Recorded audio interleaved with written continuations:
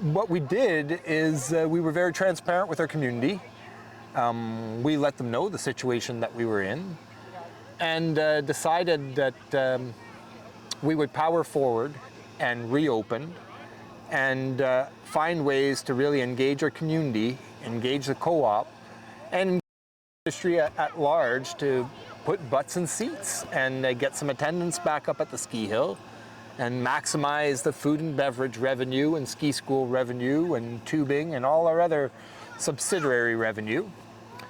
And we were very fortunate. We ended up finding a sponsor to pay for juniors, so 12 and under, to ski free for the rest of the season, which Wow. was fantastic. Yeah. We knew that if we could start getting kids coming up, then we certainly would also have at least one parent driving up the kids. And looking around today, it does look like it's had an impact. There's a lot of kids out there. Absolutely. I mean, it's the future of our business is kids.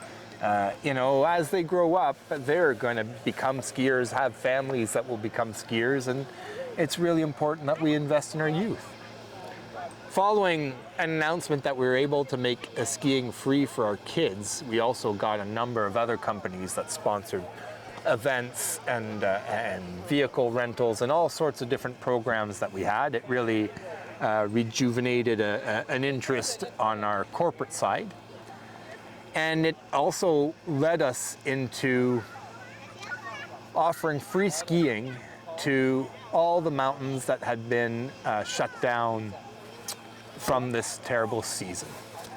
And it felt like it was absolutely the right thing to do. Like you said, when you got here, look at all the snow. You guys have snow. We have snow, and we needed to share it. And we certainly have the space. We have locals that are used to deep powder, and regulars and out-of-towners that are just begging for anything for a mountain to be open. By offering free skiing to all the folks who had been shut down, we got ourselves out there to those hills to know that, hey, this is a great place for you to come and discover. And have you seen an uptick in out-of-towners coming to ride here? Absolutely. We haven't seen a huge number because there's certainly a reality that Terrace is a 15-hour drive from Vancouver. It's an $800 flight. It is not the easiest location to get to. You don't decide on a Friday afternoon that you're going to fly to Terrace the next day to go skiing. But certainly we look at this as an investment in our future, knowing that we are getting ourselves out there to a much broader community, making sure that the rest of the ski industry also knows that we do a 50% reciprocal regularly. So for those watching from other places, that's a $45 lift ticket. That's unheard of. So that is your reciprocal discount is really special. And in doing that, it allowed us to make sure that the Seasons Pass product, which is core to the entire ski industry, into providing our ski hills with funding to get the startup ready, that the confidence in Seasons Passes stayed strong. That if you bought a Seasons Pass somewhere, even if it's not working out at home, someone else can take care of you. And we certainly knew that us getting that close to being shut down ourselves, man, if somebody could do that for us, if we got shut down, it'd be beautiful. Well, tell me about that. Like, how close? Because I know you guys have been doing terrifically, but I also know there's a new snow carpet that went in last year, the new magic carpet, and there's a lot of different costs that go into running a mountain. So how dire could it have been for Shames if you were shut down this year? It would have been very difficult had we been forced to truly shut down and not be able to reopen.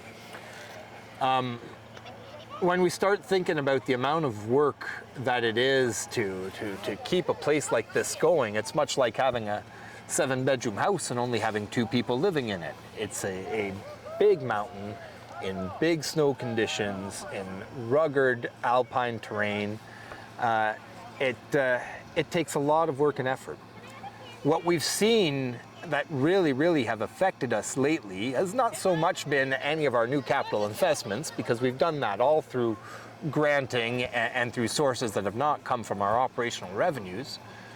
But the increase in insurance, the increase that's happened through inflation, that have really happened as the pandemic ended, and we saw inflation go up. We saw the war in Ukraine drive diesel prices up. A facility that runs only on diesel off the grid like that was greatly affected. Insurance since the pandemic has nearly tripled in the ski industry. And add to that food costs, wages with minimum wage increases. Certainly we were looking at a very, very daunting task to have this season be the one with the worst winter in 20 years. But I think the fact that we've made it through and that we managed to engage our community, engage our corporate community with a few $100,000 coming in this summer to do some earthworks and water mitigation to prevent us from going through some of the dangers that we went through last season. It really shows that we're spinning this difficult season around that could have been our end, could have been our Alamo, and instead turning it into a rebirth and a resurgence. It's a really good, feel-good story. Disney movies don't end this well. It's true. Do you think it means to the community to have a mountain here? Like, Terrace is a very small community, 12,000 people? Yeah, exactly. In small rural communities, healthy outdoor recreation is huge. It's very, very important. And a facility like this one allows for very wholesome, family-inclusive recreation. I love hockey. Hockey is one of my favorite sports to watch on TV and to play with my friends. But hockey is not what I'd call a family sport. It's a spectator sport where one child is playing and everybody's going to watch, or selling chocolate bars so that child can go to his tournament. And it's very different than a sport that everybody's participating together. On top of that, it is a huge workplace retention and attraction piece for young professionals in the area. A booming region like this, with all kinds of projects and a new hospital being built, schools that are growing, needs teachers, needs nurses, doctors. And those professionals, when they arrive to an area, they need facilities that are going to keep them there past their first arrival, stuff that will anchor them to the community and keep them here. We know that large organizations like Northern Health, that manages all the healthcare and hospital needs out in northern BC, they see us as absolutely essential to them attracting and retaining new staff members. Yeah, we met a doctor this morning who's, she leads the Northwest Elderly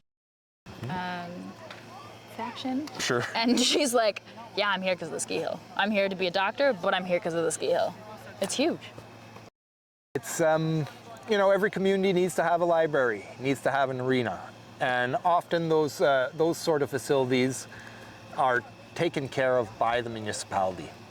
So ski hills is a different beast. So we are so fortunate here to have this jewel of the Northwest right in our backyard.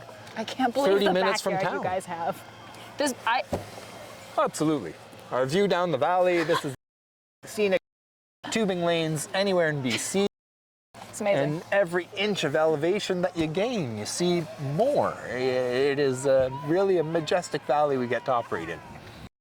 I can't quite get over it, in all honesty. I've been drooling all day.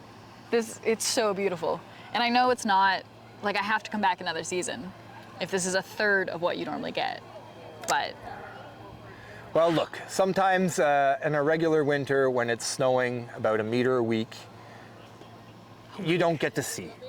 You get to ski, you know, bottomless powder and face shots on every turn, but you don't get to see the majestic, grandiose atmosphere that's around you. 1 meter a week? Well, to get to 4 meter base and to 7 meter levels, yeah, 1 meter a week is about what we get in a normal winter. Sorry, I was trying to take that like a professional and I did not succeed. What the heck? Yeah, it's a special place when we have to hang run signs 6 to 7 meters up in the trees just to be sure they won't get covered. That's special. That's truly special. Oh man, and if you were to kind of encompass the atmosphere of Shames, what type of mountain is it? You know, it's like coming to a family reunion every weekend. It's always where you see the folks that you see through your ski season that are really your close-knit community. It's an area where you try to find out who the new people are, just because you want to know who this new second cousin is that's obviously just as interested in the same passion as us up here.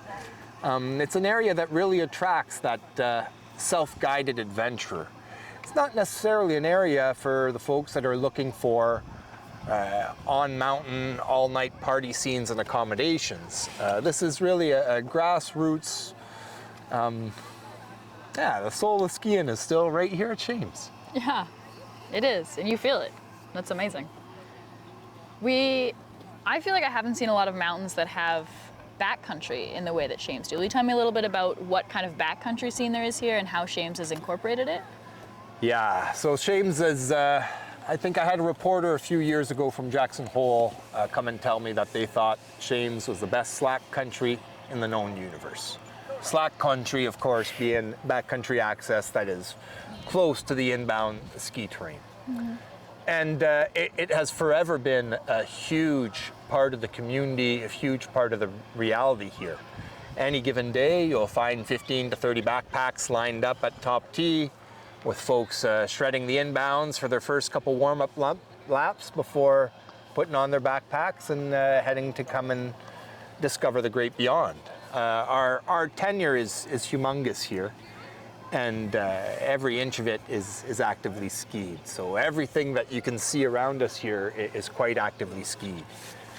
Even across the way right here, what we can see that's skied. A season like this year, where very, very low snow in the valley bottoms make that very difficult to get to, because the lower down snow is near non-existent, which means you're bushwhacking for the first 1,000 vertical feet. So there has not been too many people here this year. Certainly the other thing that it's created, opportunity for us to run a bit of a dual system, where on the weekends we're operating with the chairlifts running, but on the weekdays, Monday, Tuesdays, and Wednesdays, we're operating with no lifts, where people are paying to come and skin up our terrain and have access to a groomed up route and a cleared parking lot, and of course our emergency internet services and washroom facilities. So we have a hybrid system that allows us to be operating without the traditional operations of a ski hill, chairlifts and everything else.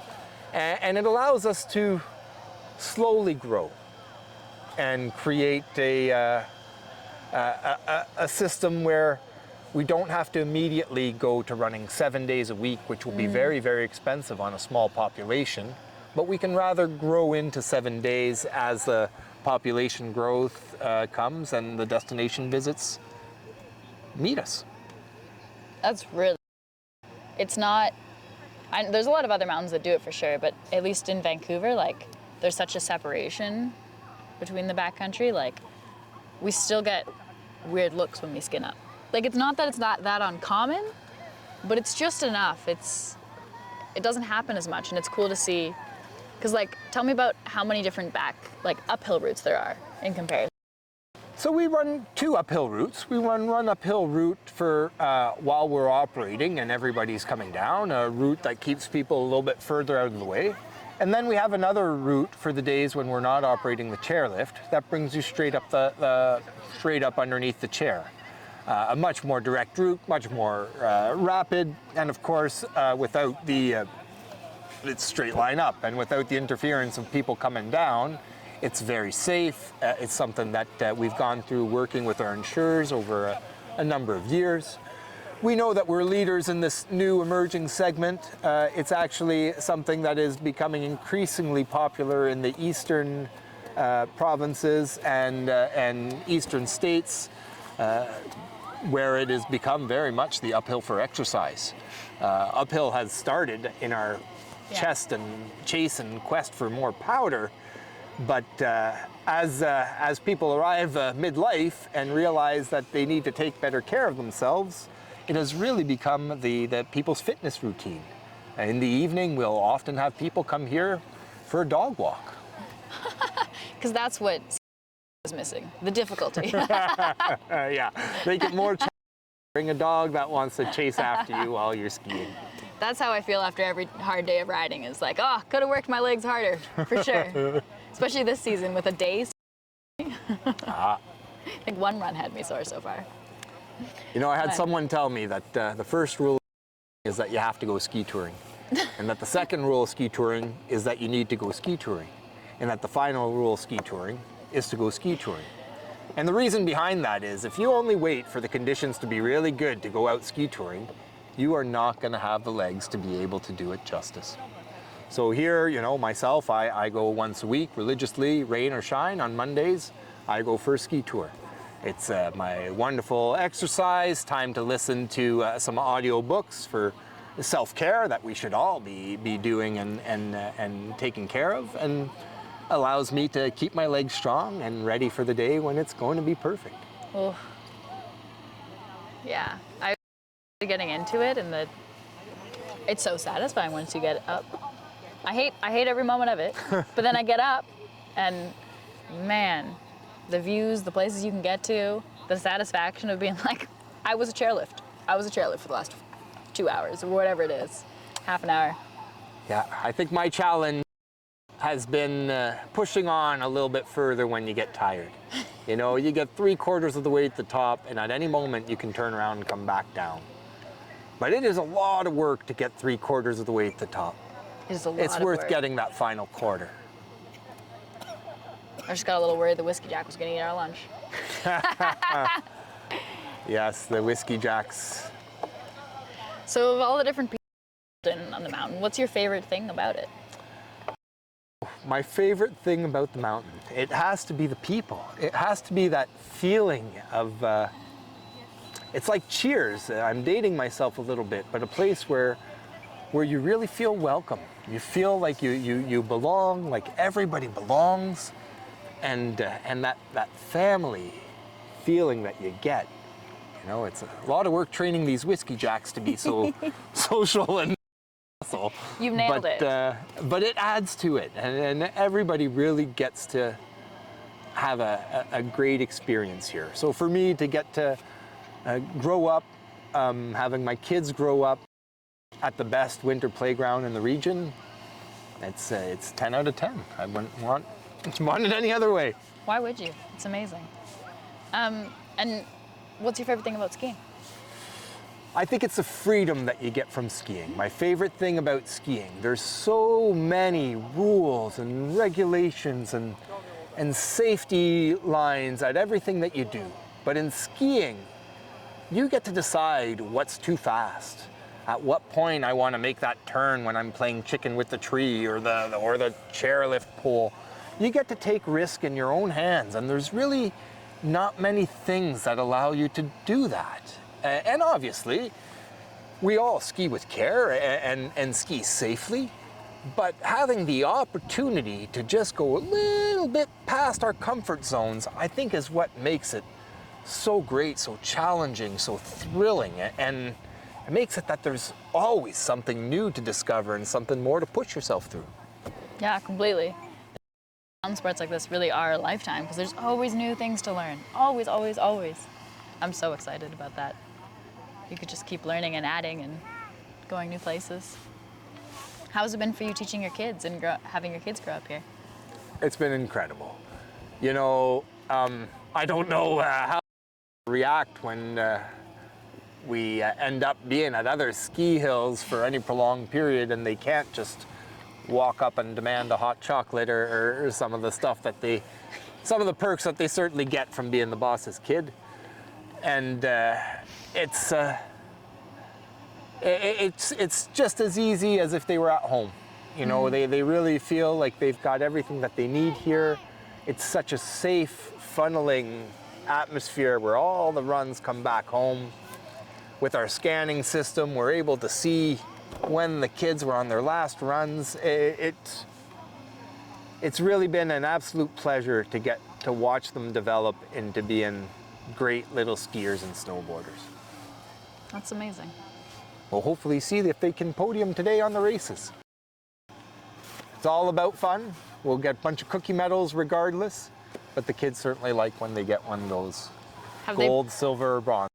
Have they done that before? Have they won before? Yeah, they certainly, over the years, through the various age categories, there's been some successes and some challenges along the way too. That's very cool. The last thing I want to kind of clarify is, what does it mean to be a mountain climber?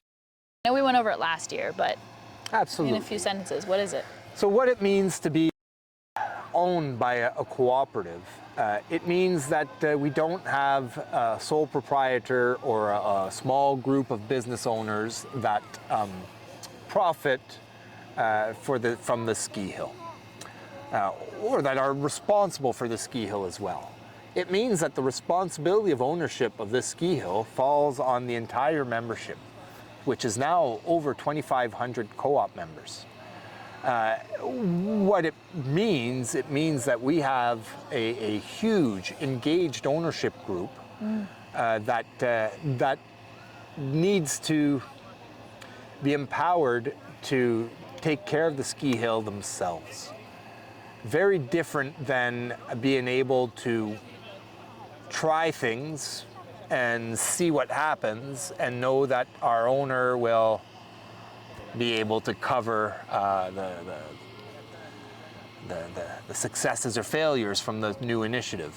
And in our case, we have to be very diligent with our decisions. We have to make sure that our membership, an ownership of 2,500 people, understand our decisions.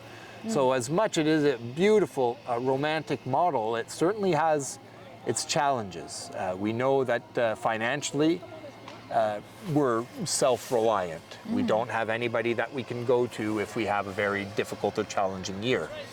This year exactly, focus that we needed to make it work.